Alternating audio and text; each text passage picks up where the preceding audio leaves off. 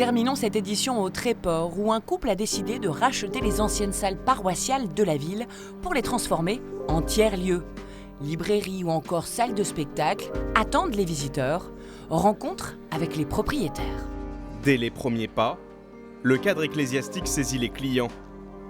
Cette ancienne paroisse centenaire du Tréport, abandonnée depuis 30 ans, s'offre une seconde vie. L'édifice rénové est transformé en lieu d'exposition et librairie. C'est extraordinaire, hein. Personnellement, j'ai jamais vu une librairie dans un endroit pareil, avec une attention pareille à porter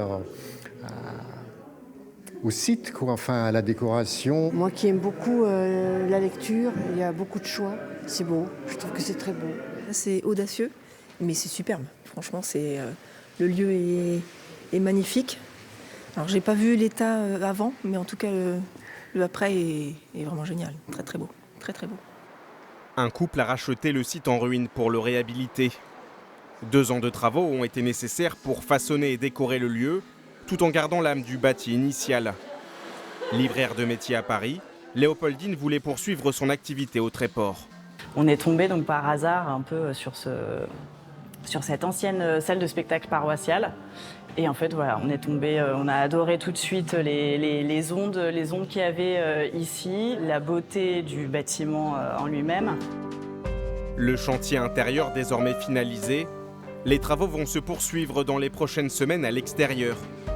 La terrasse et le jardin vont être aménagés pour accueillir des concerts et des clubs de lecture au retour du printemps. Parfois je dis tiers-lieu culturel, parfois je dis librairie-café.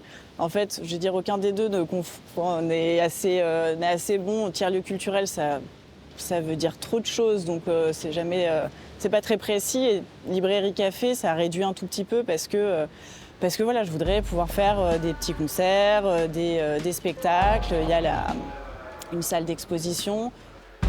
Faire vivre l'art sous toutes ses formes. Dernière phase de travaux, l'aménagement de résidences d'artistes et d'écrivains pour les héberger lors de leur rencontre avec le public.